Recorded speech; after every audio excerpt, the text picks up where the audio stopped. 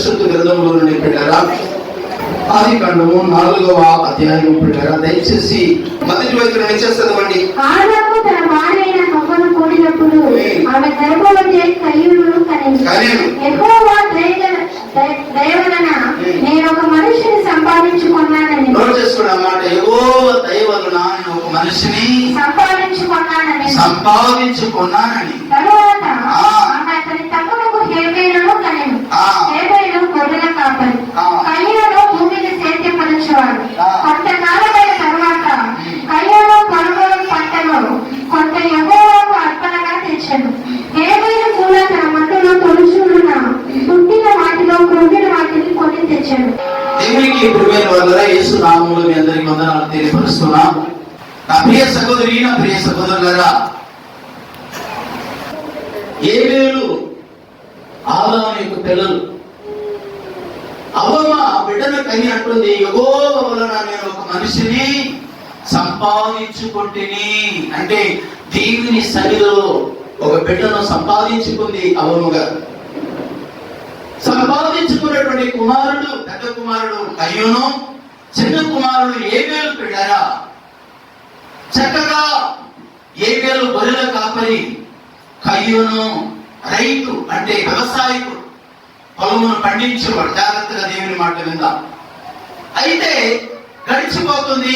కయ్యూను మంచి పొలము పండించాడు. ఆ సంవత్సరము చాలా చక్కగా మంచి నూరంతలైనటువంటి ఫలము వచ్చింది. అలాగే హేబేలు గారు కూడా ప్రియమైన వాళ్ళరా, మంచి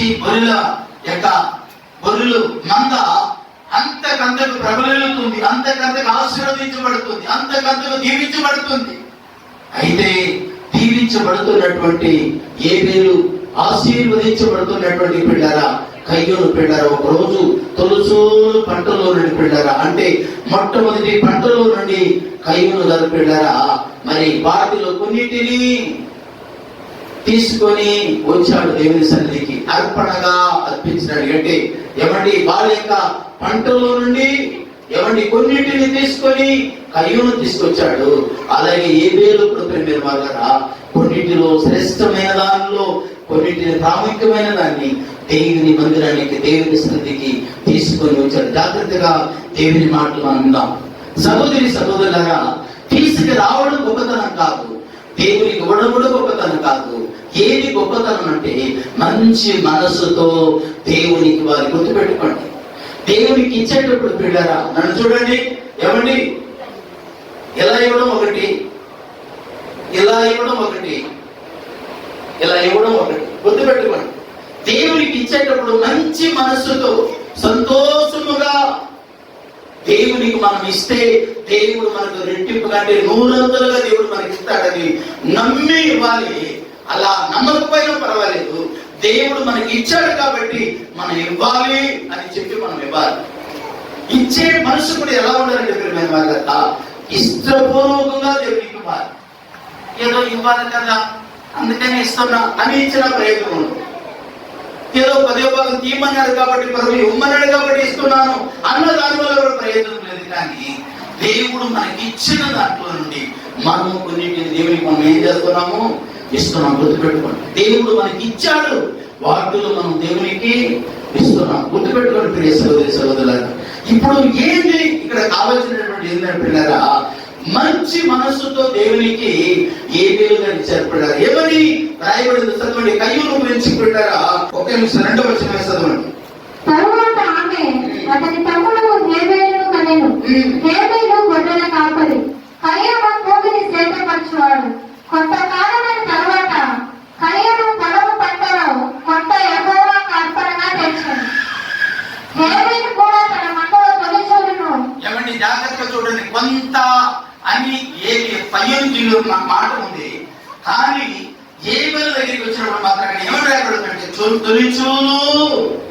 తొలిచూలున పుట్టిన వాటిలో క్రొవ్విన వాటిని. అంటే ఏంటి చెప్తున్నాడు ఇక్కడ, ఏమని చెప్తున్నాడంటే తొలిచూలు పుట్టిన దాన్ని, అంటే దేవుడు ఇచ్చిన దాన్ని మొదటిని హేబేలు గారు దేవుని మందిరానికి తీసుకుని వచ్చాడు. జాగ్రత్తగా దేవుని సరే వాక్యం వినండి పిల్లరా.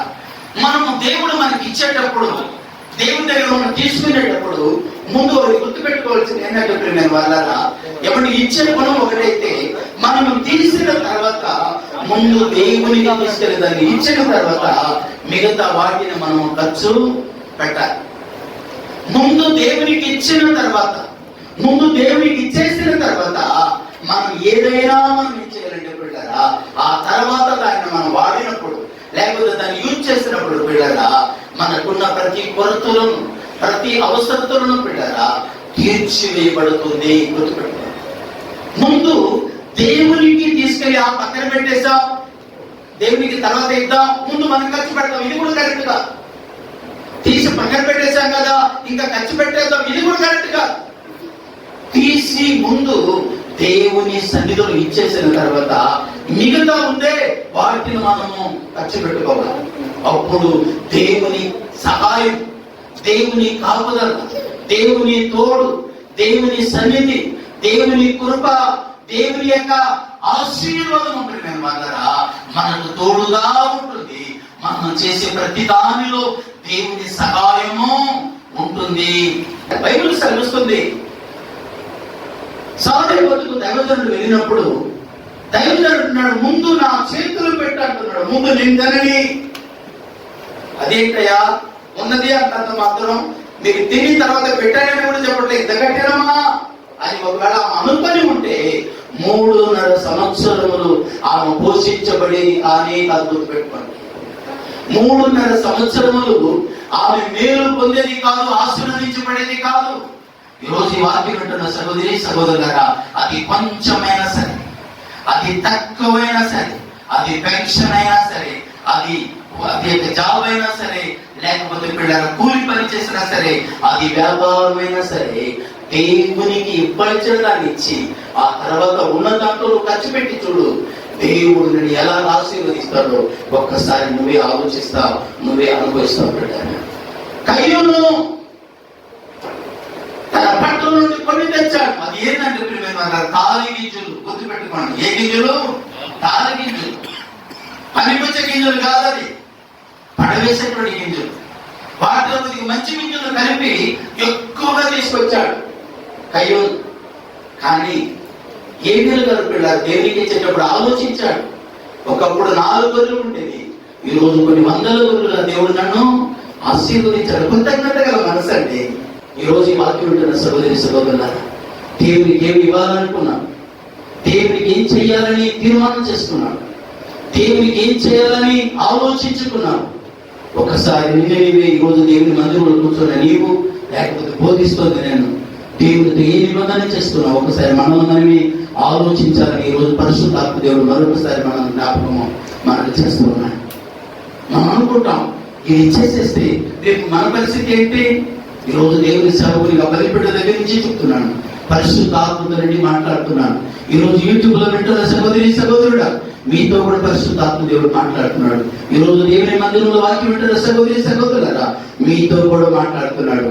ఏది దేవునికి చెయ్యాలి ఇవ్వాలి అనుకున్నావో అది తీసుకెళ్లి దేవుని చేతుల్లో పెట్టి 2వ క్షణం నుండి దేవుడు నిన్ను దానికంటే 100 దేవుడు నేను ఆశీర్వదించకపోతే నన్ను అడిగితే నేను సమాధానం చెప్తాను. దేవునికి స్తోత్రం. రోజు ఈ మాట వింటున్న సహోదరి సహోదరులారా, మన ఆలోచనలు, మన తలంపులు, మన విధానాలు, మన లెక్కలు అంతా కూడా ఎలాంటిదంటే పిల్లగా కాకి లెక్కలు. మన లెక్కలంతా కాకి లెక్కలు. కానీ దేవుని మనం ఇచ్చి ఆయన శోధిస్తేనట్ట. ఆయన అన్నాడు, శోధించండి ఆకాశ వాక్యాలను విప్పుతారు. అమ్మా మనం ఇచ్చేది చేతులతో, ఆయన ఏమి విప్పుతాడంట, ఆమె ఏం తెలుస్తాడంట, ఆయన చేతులు కూడా కాదంట, ఆకాశ వాక్యం. ఆకాశానికి మన ఇంటికి వస్తుందని వాక్యులు 3.5 అడుగులు, 6.5, 7 అడుగులు ఉంది కదా మన వాక్యం. కానీ దేవుని వాక్యులు లేకపోతే ఆకాశ వాక్యులు ఆలోచించండి. కయ్యూను అనుకున్నాడు, ఇంతకాలం కష్టపడి ఇది పట్టంతా కూడా ఎంతో ప్రయాసపడి మొత్తం దేవునికి దీంట్లో 10వ భాగం ఇచ్చేసేస్తే తగ్గిపోయింది ఏమో లెక్క వేసుకున్నాడు కయ్యూను గారు. కయ్యూను గారు అనుకుని ఉంటాడు, నేను అనుకుంటున్నాను, ఏమనుకుంటున్నానంటే సంవత్సరం బాగా పండింది పంట, ఈ రోజు అన్ని కూడా బాగుంది, వీటిలో దేవునికి 10వ భాగం ఇమ్మన్నారు కదా, ఇచ్చేస్తే 9 భాగాలుగా ఉంది, అదే 10 కరెక్ట్గా ఉంటే లెక్క ఉండేది కదా అని అనుకొని 10వ భాగంలో నుండి పిల్లరా కాస్త వేసుకున్నాడు మంచి ధాన్యాన్ని, కానీ తాలు గింజలు కొన్ని ఉంది, వాటన్నిటిని ఎక్కువగా కలిపి దేవుని మందిరానికి తీసుకొని వచ్చాడు.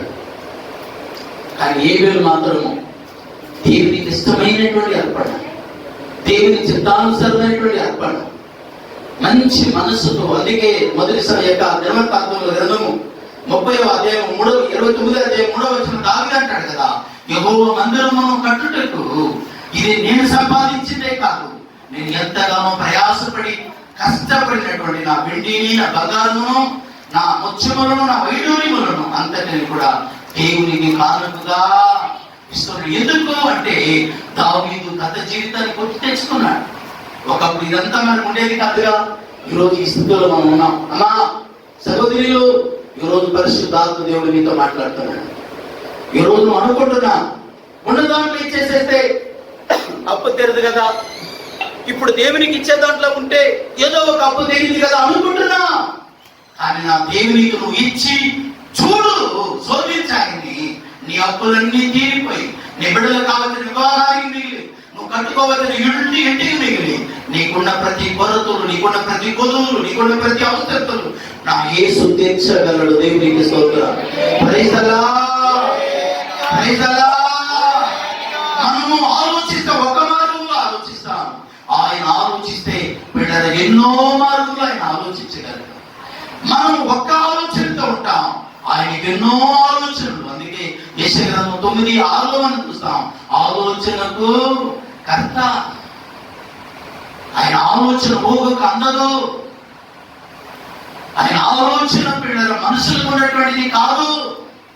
మీ ఆలోచనకు నా ఆలోచనకు యెషయా గ్రంథంలో పిల్లరా 58వ అధ్యాయంలో అంటారు కదా దేవుడు పిల్లరా, ఎవరి మొదటి సమూయేలు గ్రంథం 16వ అధ్యాయంలో కూడా అంటాడు, సమూయేలు నువ్వు పైవేశాన్ని చూస్తావు, కానీ నేను అంతరంగనేమో చూస్తాను. నువ్వు పైన చూస్తున్నావు, కానీ నేను మన హృదయాన్ని చూస్తున్న దేవుడయ్యా. నా ఆలోచనకు మీ ఆలోచనకు, ఆకాశానికి భూమికి ఎంత ఎత్తు ఉందో నీ ఆలోచనకు నా ఆలోచనకు అంత ఎత్తుగా ఉంది. దేవుడు చెప్తున్న మాట. ఈరోజు ఇంకని పెట్టి దేవుని సందులో అడుగుతున్నా, దేవుని చిత్తమైతే ఖచ్చితంగా దేవుడు అతి తొందరలో నేను జీవితంలో మేలు చేయబోతున్నాడు. ఆమేన్. ఏం అడుగుతున్నావో దేవునికి తెలుసు. దేవుడు నువ్వు ఏం అడుగుతున్నావో దేవునికి తెలుసు. నువ్వు అడగక మునుపే నీ అక్కలను ఎరిగిన వాడు ఈ రోజు నీతో నాతో మాట్లాడుతున్న దేవుడు. దేవునికి స్తోత్రం కలుగును గాక. అవును, కానీ దేవుని దగ్గర మేలు పొందవలసినటువంటి కయ్యూను దేవుని ఆశీర్వాదానికి బదులుగా పెట్టాను శాపాన్ని సంపాదించుకోవాల్సి వచ్చింది. చదవండి కింద వచ్చిన పిల్లలు 3వ వచనం చదవండి త్వరగా. ఆదికాండము 4:3 అండి. కొంతకాలమైన తరువాత కయ్యూను పొలం పంటలో కొంత యెహోవాకు అర్పణగా తెచ్చాడు. హేబేలు కూడా తన మందలో తులుచున్న పుట్టిన వాటిలో క్రొవ్విన వాటిని కొన్ని తెచ్చాను. యెహోవా హేబేలును అతని అర్పణను లక్ష్య పెట్టెను, కయ్యూనును అతని అర్పణను ఆయన లక్ష్య పెట్టలేదు. కాబట్టి కయ్యూనుకి మిక్కిలి కోపం వచ్చి అతను తన ముఖము చిన్నబుచ్చుకొనగా, కయ్యూనుకు మిక్కిలి కోపం వచ్చేసింది. అయ్యగారికి మనుషులకు వచ్చినట్టుగా వచ్చేసింది వీడి కోపం. అంటే మనిషి కావాలంటే మనిషే కొంతమందికి వచ్చేసింది. చెగదని దానికి, అమ్మా అలసిపోయి వచ్చాను, కాస్త నీళ్లు పెట్టమంటే ఏంటి, వచ్చేటప్పుడు చెప్తే పెట్టేదాన్ని కాదు, వచ్చి చెప్పాలి నువ్వు నాకు. అమ్మా ఆకలిగా ఉంది ఏదైనా చెయ్యము అంటే, ఎప్పుడు ఆకలి అనిపిస్తే అప్పుడు వంట చేసి పెట్టాలి. నేను భయమనిషిని అనుకున్నావా? వచ్చేసి నేను కోపం మనిషికి వచ్చినట్టుగా వచ్చేస్తుంది కోపం. భర్త ఆకలితో ఉన్నప్పుడు నా భార్య దేవుని సన్నిధిలో చెప్తున్నా, నేను అడగాల్సిన అవసరం అన్ని ఆమె వద్దండి వద్దమ్మాయి అంటే చేసి పెడతా ఉండేది.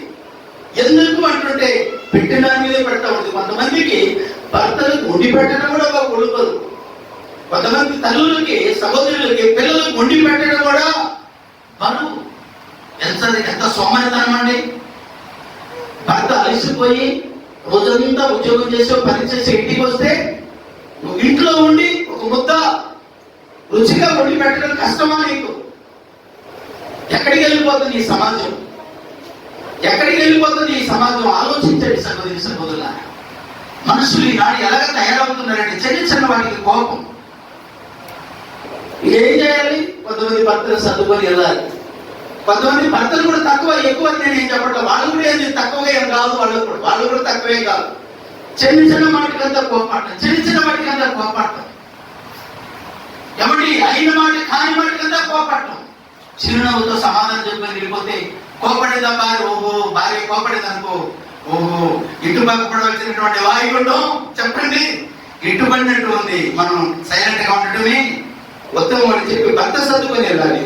అలాగని చెప్పి భర్త కోపం వచ్చింది అనుకోండి, భార్య ఏం చేయాలి? ఓహో మొత్తానికి భర్త గారికి అక్కడ ఎవరో ఏదో చేశారు, కోపంతో ఉన్నాడు, ఇటు పక్క పడవలసిన వాయుగుండం ఇప్పుడు అటుపక్క పడింది, మన వాతావరణ కేంద్రం ఏమంటే సైలెంట్ గా ఉండటం మంచిదని సర్దుకొని వెళ్తే కుటుంబం బాగుండదు. పెట్టారు ఆలోచించాడు. భర్త అలసిపోయి ఇంటికి వచ్చినప్పుడు భార్య ఎదురుగా చిరునవ్వుతాయి, ఏమండి ముందు కాలు చేతులు పెట్టి గడుపుంటారు, ముందు మధ్యకి తాగండి, ఎండలు తిరిగి వచ్చారు తాగండి. అబ్బా భర్తకు ఉండిద్దండి పరలోకంలో ఉండేటువంటి సుఖంలో కాస్త భూమి మీద ఉండిద్దండి. దేవునికి స్తోత్రం కలుగుతుంది కాక. కుటుంబం అంటే మేము వాళ్ళరా ఒక చిన్న పరలోకంగా దేవుడు ఎంచాడు కుటుంబాన్ని. అందుకే నేను నా ఇంటి వారిని యెహోవాను సేవించదము అని యెహోషువ గారు చెప్పారు. ఈ కుటుంబంలో కూడా పరలోకం అని మనం చూడాలని దేవుడు పురుషుడు ఒంటరిగా ఉండకూడదని, స్త్రీ ఒంటరిగా ఉండకూడదని ఇద్దరిని ఒకటిగా చేసి వారిలో నుండి కుటుంబం అనేటువంటి బాంధవ్యాన్ని పెంచి పెట్టారు. వారిలో నుండి పిల్లలను దేవుడు లోకానికి తీసుకొచ్చాడు. ఆలోచించండి, ఎవరి పిల్లలు పెళ్ళైనటువంటి సహోదరులు అలసిపోయి భర్త వస్తే ఎదురు తిరిగి మాట్లాడుతున్నావు, ఎంత కఠినరాలు నువ్వు, ఎంత కఠినంగా ఉన్నావు భర్త పట్ల. ప్రమాణం ఏమని చేశావు? కష్టాలు ఎందు, సుఖాలు ఎందు, బాధలు ఎందు, కలతలు ఎందు, వ్యాధి ఎందు, బాధలు ఎందు నా భర్తను నేను ఇతన్ని నా భర్తగా స్వీకరిస్తాను అని ప్రమాణం చేశారు. సహోదరి ఏమైపోయింది నీ ప్రమాణము? సహోదరుడా సుఖాలు ఎందునో బాధలు ఎందునో ఘనపరిచి ఆదరించి నిన్ను ప్రేమించి అని ప్రమాణం చేశావు కదా సహోదరుడా నీ భార్యని. ఎక్కడికి పోయింది నీ ప్రేమ? కొరింథీ పత్రికలో పౌలు గారు మాట్లాడుతూ ప్రేమ టమ్మముగా మాట్లాడదు, ప్రేమ మచ్చడపడదు, ప్రేమ ఉప్పొంగదు, ప్రేమ శాశ్వత కాలము, ప్రేమించును, ప్రేమ సహించును అని బైబిల్ చదివిస్తుంది కదా. ఏమైపోయింది మీ ప్రేమను? తోడు పుట్టినటువంటి తమ్ముడు రక్తాన్ని పంచుకొని పుట్టినటువంటి తమ్ముడిని, తమ్ముడు మీద ఏమొచ్చింది? వీడికంటే కోపం చేసింది, బహుగా కోపం వచ్చింది. ఏదో అంటారు కదా సామెత పెట్టారు, అత్త మీద కోపము దొత్త మీద చూపించినట్లుగా దేవుడు అతని ఆత్మను అర్పించకపోతే ఎవరి మీద వచ్చింది కోపం? తమ్ముడు మీద వచ్చినట్టు వీడికి. ఈనాడు లేదా ప్రియమైన వాళ్ళరా, చిన్న చిన్న వాటికి కోపపడేటువంటి భార్యలు, చిన్న చిన్న వాటికి కోపపడేటువంటి భర్తలు, చిన్న చిన్న వాటికి తల్లిదండ్రులు స్వీకరించుకొని తల్లిదండ్రులు ఇబ్బంది పెట్టేటువంటి బిడ్డలు లేరా? దేవునికి ప్రియమైన వాళ్ళరా, ఈ రోజు దేవుని సౌకర్యంగా మనవి చేస్తున్నాను. మనే ఒక సహోదరుడు పేరు చెప్పకూడదు, ఒకవేళ సహోదరుడు యూట్యూబ్ లో చూడయ్యా నా ప్రోగ్రామ్ చూసి ఫోన్ చేశాడు కాబట్టి, ఒకవేళ అబ్బాయి యూట్యూబ్ లో చూశాడు అనుకోండి, అంకులు ఏంటి నా పేరు చెప్పేశాడు అనుకొని ఒకవేళ అమ్మాయి చూడవచ్చు. అమ్మాయి పేరు నాకు తెలుసు, అబ్బాయి పేరు నాకు తెలుసు. అబ్బాయి అంటున్నాడు, అందరూ ప్రేమించి పెళ్లి చేసుకున్నాం. పెళ్లి అంటే ఎక్కడ పెళ్లి చేసుకున్నారంటే వీళ్ళు పార్కులో పెళ్లి చేసుకున్న తాళి కట్టాడు. వీడు క్రైస్తవ కుటుంబంలో పుట్టిన వాడే కానీ క్రీస్తు అంటే తెలియని వాడు. అమ్మాయి ప్రభు నమ్ముకున్నది, బాప్తిజం తీసుకుంది, కానీ అమ్మాయి తొందరపడింది. మొత్తానికి ఎవరి తాళి కట్టే శుభవేళ అని చెప్పి తాళి కట్టడం కూడా అయిపోయింది. ఇద్దరు, ఒక అమ్మాయి ఒంగోలు ప్రకాశం జిల్లా, ఇంకొక అమ్మాయి కర్నూలు జిల్లా వెళ్ళారు. హైదరాబాద్ లో ఇద్దరు చదువు కోసం వెళ్ళారు. అక్కడ పరిచయం అయ్యారు, కోచింగ్ సెంటర్ లో పరిచయం అయ్యి ఒకరు తెలుసుకున్నారు, ఒకరు ప్రేమించుకున్నారు, ఒకరు ఇష్టపడ్డారు. ఇంకా ఎవరికి ఉద్యోగం వచ్చినా ఎవరికి ఉద్యోగం రాకపోయినా పెళ్లి చేసుకుందాం తీర్మానం చేసుకొని పెళ్లి చేసుకున్నారు. ఏ పెళ్లి అంటే రిజిస్టర్ మ్యారేజ్ కాదు, పెద్దల మధ్యలో జరిగినటువంటి వివాహం కాదు. చివరికి పార్కులో అబ్బాయి అమ్మాయి ఎదురుగా తాళి కట్టించుకున్నారు. చివరికి ప్రియమైన వాళ్ళ అబ్బాయి అంటున్నాడు, ఇలా జరిగినందుకు గట్టిగా ప్రార్థన చేయడానికి నా కోసం. అమ్మాయికి మంచి ఉద్యోగం వచ్చింది, గవర్నమెంట్ జాబ్ వచ్చింది. ఇప్పుడు అమ్మాయి నన్ను లెక్క చేయడం లేదు. ఆశ అప్పుడప్పుడు ఉంది, కానీ అమ్మాయికి మోసం చేస్తే పాపం అని అనిపిస్తుంది. కానీ వాళ్ళ అమ్మ నాన్న మనసు మార్చేస్తున్నారు అందుకని చెప్పి మాట్లాడుతున్నామని చెప్పానయ్యా. ఎందుకు తొందరపడ్డావు? క్రైస్తవుడు అయి ఉండి ప్రార్థనకి వెళ్తున్న నీవు బైబిల్ అనుసారమైనటువంటి జీవితం జీవించకుండా ఎందుకు తొందరపడ్డావు అని అడిగితే, మా ఊర్లో చర్చ లేదు సార్, మేము క్రైస్తవులమే కాదు, కానీ పండుగల క్రైస్తవులు మేము సంవత్సరానికి ఒకసారి 2 సార్లు ప్రార్థనకి వెళ్ళేవాళ్ళం, కానీ అక్కడ సరైన చర్చ లేదు, సరైన సేవకుడు లేదు, అందుకని నాకు ఇలాగైపోయింది అంటే చూసి ఒకరు అర్థం చేసుకొని ప్రేమించి పెళ్లి చేసుకోవడం తప్ప సార్ అని అడిగినప్పుడు, అమ్మాయి చాలా మంచిదయ్యండి, చాలా మంచిది అన్నాడు. నువ్వు మంచివాడు అంటే నేను కూడా చాలా చాలా మంచివాడిని అన్నాడు. మరి మీ మధ్యలో ఎందుకు ప్రాబ్లమ్స్ వచ్చింది? ఒకరి మనసులో ఒకరు చూసి వచ్చేసుకున్నారు కదా, నీ మనసులో అమ్మాయి వచ్చి తెలుసుకుంది, అమ్మాయి మనసులో నువ్వు వెళ్ళి తెలుసుకున్నా కదా, ప్రాబ్లం ఏంటి? కాదు కాదు కాదు, బైబుల్ ప్రేమించి పెళ్లి చేసుకోవడానికి బైబుల్ విరుద్ధం, అంతే విరుద్ధం. దేవుని వాక్యము విరుద్ధం. ఎప్పుడు ప్రేమించుకోవాలంటే, ఇప్పుడు నాకు 6 అన్నదమ్ములు ఉన్నారు, ఇప్పుడు నా భార్య నా బామతులు వచ్చినప్పుడు ఆ ఒళ్ళని తలబట్టి పెట్టి పడుకుంటే చెల్లి ఒడిలో తలబెట్టుకున్నావా అంటారా? చిరునవ్వుతో తల ఉంచుకుంటాడు. వాళ్ళ అమ్మైనా వాళ్ళ బంధువులైనా. ఎందుకని? ఇప్పుడు ప్రేమించుకుంటాం. ఏమంటే ఇప్పుడు ఆమె నేను ఏం చేసినా వాళ్ళు కోపడరు, ఆమె నన్ను ఏం చేసినా మా వాళ్ళు నా తరపున వాళ్ళు కోపడరు. ఎందుకంటే పెళ్లి చేసుకున్నాం కాబట్టి, భార్య భర్తల అయ్యం కాబట్టి ఎవరు కోపడరు. అర్థం చేసుకోవాలి ఆ మాటలు. పెళ్లి చేసుకోక మునుపు అబ్బాయి ఇప్పుడంతా మనకి ఏమో సంబంధం ఉండకూడదు, మనం కష్టపడి చదువుకొని ఉద్యోగం తెచ్చుకుందామని మాట్లాడుకున్నారు. అమ్మాయి మంచి గోల్డ్ మెడల్ ఇస్తాడు, అమ్మాయి తొందరగా ఉద్యోగం వచ్చింది. వీడు వచ్చి నాలంటి ఏమండి కొద్దిగా అంత విజ్ఞానం లేని వాడు, వీడు కూడా బిఎస్సీ చదివాడు, తెలుగు మీడియం కాబట్టి వీడికి తొందరగా రాలేదు ఇతనికి. ఇప్పుడు అమ్మాయి అవాయిడ్ చేస్తుంది. అమ్మా ఈరోజు ఎవరిని విడలారా అడుగుతున్నాను, దేవుని సేవకులు అడుగుతున్నాను. మనం పడేటువంటి తొందరపాటు వల్ల ఈనాడు ఎన్నో కుటుంబాలు కూలిపోతుంది, ఎన్నో జీవితాలు పాడైపోతుంది. ఎంతో మంది పిల్లగా చివరికి ఏమి చేయలేము, నా పరిస్థితి అయిపోయిందని చెప్పి వాళ్ళ జీవితాన్ని ముగించుకొని వెళ్ళిపోతున్నారు. ఈ రోజు యూట్యూబ్ లో చూస్తున్న ఎవరిని విడలారా, ఈ రోజు మీతో కూడా దేవుడు మాట్లాడుతున్నాడు. ప్రేమ దోమ అని చెప్పి చదువుకునే వయసులో సమయాన్ని వృధా చేసుకుని విలువైన జీవితాన్ని పాడు చేసుకుని చివరికి అన్ని కలిసి వచ్చినప్పుడు ఏమీ చేయలేని నిస్సహాయకుడుగా అయిపోయి అన్నింటిని పోగొట్టుకుంటే దేవుని చిత్తం కాదు. ఈరోజు దేవుని సౌకర్యంగా మనం చేస్తున్నాం. ప్రతి దానికి తొందరపాటు వద్దంటున్నాను. అమ్మా ఎందుకు ఈ సబ్జెక్ట్ కూడా నేను జ్ఞాపకం చేశానంటే, కయ్యూను ఎవరి దేవుడు అంగీకరించకపోవడానికి కయ్యూనుకు తమ్ముడు మీద ఏమొచ్చింది? కోపం వచ్చిందండి. దేవుడు ఆయన మంచి మనసుతో ఇచ్చాడండి, మంచి మనసుతో ఇచ్చాడు. దేవుడు స్వీకరించాడు, అంగీకరించాడు. నీ యొక్క అర్పణను నేను అంగీకరించాను అన్నాడు. వీడు ఇచ్చే దాంట్లో కూడా మోసం, ఇచ్చే దాంట్లో కూడా అబద్ధం, చేసిన ప్రతి పడి దాంట్లో ఎవరిని మోసం చేస్తున్నాడు. అందుకే ఇతని మనసు దేవునికి ఇష్టపడలేదు, అంగీకరించలేదు. దేవుని మీద పడవలసిన కోపం ఎవరి మీద చూపిస్తున్నాడంటే ఎవరి తమ్ముడి మీద చూపిస్తున్నాడు. 5వ వచనం చదువుతారా త్వరగా? కయ్యూను అతని అర్పణను ఆయన లక్ష్యపెట్టలేదు కాబట్టి కయ్యూనుకి మిక్కిలి కోపం వచ్చి అతను తన ముఖము చిన్నపుచ్చుకున్నాడంటండి. మొక్కలు చిన్నపుచ్చుకున్నాడు. బైబిల్ ఒకడు ఉన్నాడు, ఎంతో మంది ఉన్నారు కదా, వాళ్ళు ఒక రాజు గారు, ఏం పేరు వాడి పేరు? ఆహాబు రాజు.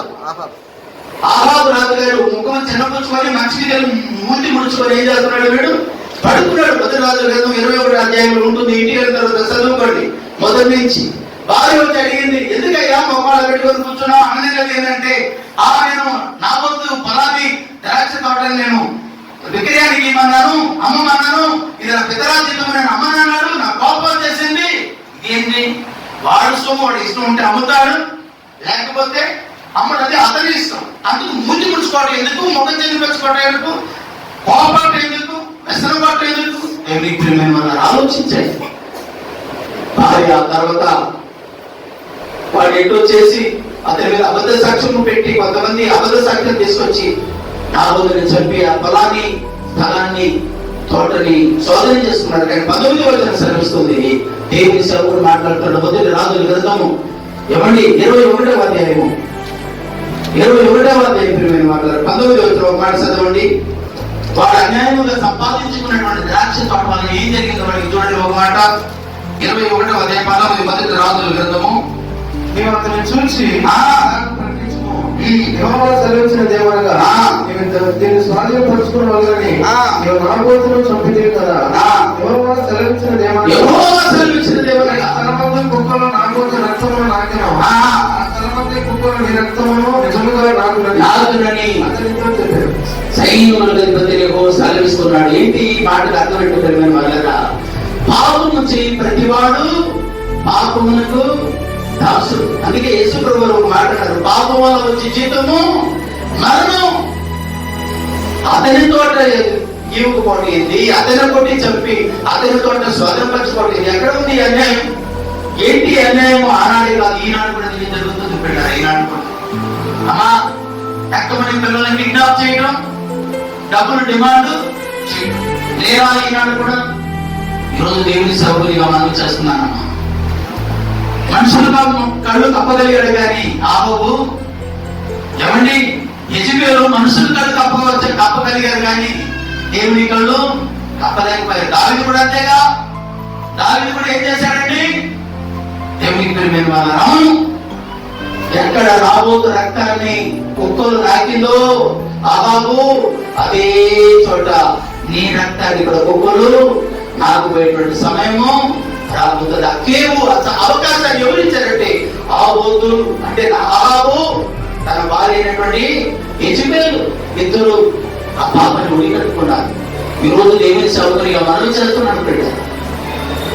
కయ్యూను పాపం వచ్చి ఏం చేశాడు తెలుసా? ప్రియమైనటువంటి వాళ్ళ బైబిల్ సెలవుస్తుంది. 5వ వచనం 4:5 మాట చదవండి. 4వ అధ్యాయం 5వ వచనం. కయ్యూనును అతని అర్పణను ఆయన లక్ష్య పెట్టలేదు కాబట్టి కయ్యూనుకి మిక్కిలి కోపం. అదేండి కోపం ఏం చేసిందండి? కోపం వల్ల ఏం చేసిందంటే వాళ్ళకి ఏం జరిగిందంటే బైబిల్ ప్రభు అన్నాడు, కోపపడుడి కానీ పాపము చేయకూడదు. కోపం ఉండవచ్చు, అది రావచ్చు, ఎందుకంటే మనుషులు కాబట్టి వస్తా ఉండింది. అది ఉదయము వస్తే సాయంకాలము ఎవరి సూర్యుడు అస్తమించేటప్పటికి ఉదయించి అస్తమించేటప్పటికి ఏమైపోవాలి? కోపము పట్టుమాయమైపోవాలంటే సమాధాన పడిపోవాలి. భార్య కోపడిందా, భర్త దగ్గరికి భార్య సారీ అండి ఉదయం మనసు ఏదో ఆలోచన నుండి కోపడ్డాను, సారీ అండి ఏమనుకోకండి భార్య అడిగితే పర్వాలేదు, అందుకే నేను కూడా అనుకున్నాను సర్దుకొని నేను అనుకోలేదంటే ఏమైపోయింది? కుటుంబంలో సమాధానం. అలాగే భర్త కూడా కోపడ్డాడు. భార్య చిరునామంతో తలవంచుకొని సారీ అండి ఎందుకో మీ కోపం వచ్చింది, ఈ రోజు ఎప్పుడు రాదు అని తలవంచుకొని వెళ్ళిపోయింది అనుకోండి భార్య. భర్తే భార్య దగ్గరికి సారీ అండి ఎందుకు కోపడ్డారు. ఎంత బాగుంది ఆ కుటుంబం. ఆ కోపం ఏంటంటే దైవ సంబంధమైనటువంటి కోపం, ఒక పొరపాటు సరిదిద్దేటువంటి కోపం, ఎవరి లోపాలను సరిదిద్దుకునేటువంటి కోపం. ఆ కోపం కక్షగా జీవితాలను పతనం చేసుకునే పరిస్థితి రాకూడదని ఈ రోజు దేవుడు మనతో మాట్లాడుతున్నాడు. అయితే ఎవరి కయ్యంలో ఉండేటువంటి మొదటి లక్షణం ఏంటంటే పిల్లరా, ప్రతిదానికి కోపపడేటువంటి వాడు, ప్రతిదానికి ఎక్కువగా మించి కోపపడేవాడు. ఎవరిని రెండోది చూస్తే పిల్లలు కయ్యంలో పెరిగిన వాళ్ళగా, రెండోది కయ్యంలో చూస్తే నరహత్య చేసేటువంటి వాడు. అంటే కోపం వల్ల ఏం చేయమని చేశాడంటే హత్య చేయడానికి కూడా పొందుకున్నాడు పిల్లలు. చూడండి కోపం వల్ల ఎంత ప్రమాదం జరిగిపోయిందో ఒకసారి ఆలోచించండి. కోపపడండి, అర్థం లేనటువంటి కోపం కాదు. ప్రతి దానికి కొంతమంది పిచ్చి పెట్టడానికి కోపడుతూ ఉంటారు, పిచ్చి కుక్క అరిసినట్టుగా అరుస్తూ ఉంటారు. అది కాదండి. ఒక ఆయన అంటున్నాడు 20 సంవత్సరాలు అయింది ఇంతవరకు మాకు చిన్న తగాదు కూడా రాలేదు. మంచిదే కానీ చిన్న కోపతాపాలు కొన్ని మధ్యలో రావాలి. ఎందుకు అంటే ప్రియమైన వాళ్ళరా, ఒకరి పొరపాటు ఒకరికి తెలియటానికి, ఒకరి తప్పు ఒకరి సరిదిద్దుకోవడానికి చిన్న చిన్న లోటుపాట్లు రావాలి. ఎంతవరకు కొంతమంది గొప్పలు చెప్పుకుంటారు, 30 ఏళ్ళైంది అసలు ఇంతవరకు నా భార్య మీద చేయబెట్టలేదు, 50 ఏళ్ళైంది ఇంతవరకు నా భర్తను ఏం చేయలేదు. అది అన్నది మంచిదే, చెప్పుకోవడానికి బాగుంటుంది. కానీ ప్రేమ ఆప్యాయతలు మీకు తెలుసా, చిన్న చిన్న పొరపాట్లు ఎవరి చిన్న వచ్చినప్పుడు వెళ్ళగా ఎవరి బాగా ఎక్కువగా భర్తను ప్రేమిస్తుంది అనుకోండి, ఎవరి భర్తను ఏం చేసిందంటే చిన్న కోపం చిన్న దాన్ని ప్రతిదాన్ని కూర్చో అడుగుతూ ఉంటుంది. అప్పుడు భర్త కోపం ఏంటి భర్త తలలేపైపోయింది అనిపించుకుంటాడు భర్త. ఎందుకంటే భార్యని ఎక్కువగా భర్తను ఎక్కువగా భార్య ప్రేమిస్తుంది కాబట్టి. భర్తను భార్య ఎప్పుడు పెట్టారు, భార్య ఎప్పుడు భర్త మాటి కోపడుతున్నాడు అనుకోండి, మన చర్యలు లేకపోతే నడవడికలు బాగలేదని. ఎందుకు కోపడతాడు? బైబిల్ చదువుతుంది, ప్రేమించే తండ్రి కుమారుని పట్ల బతికిస్తాడు అని బైబిల్ చదువుతుంది.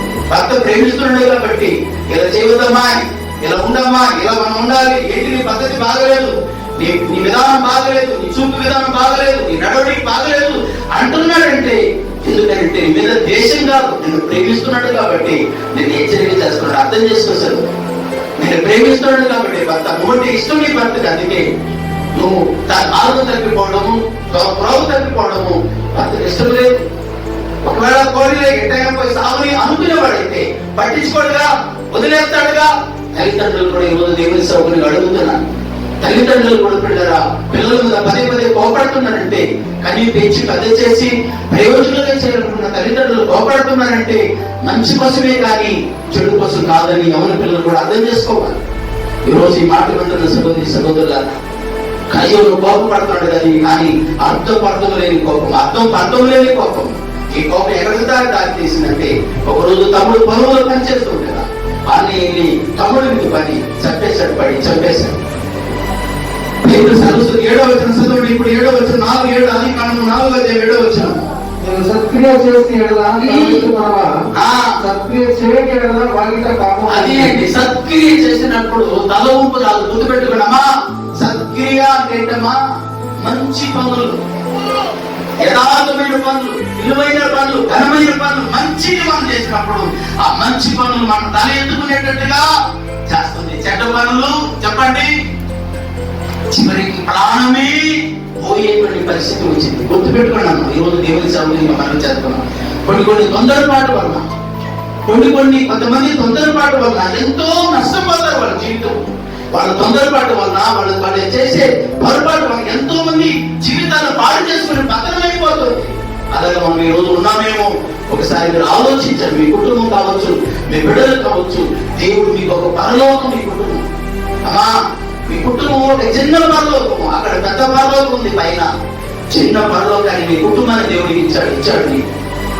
అమ్మా, ఆ చిన్న పరలోకాన్ని నీవు చేతుల పాడు చేసుకోకుండా, చేతుల దాన్ని ఓడబెట్టకుండా దాన్ని చక్క పెట్టుకుంటే నీ కుటుంబం చల్లగా ఉంటుంది, దీవెనకరంగా ఉంటుంది.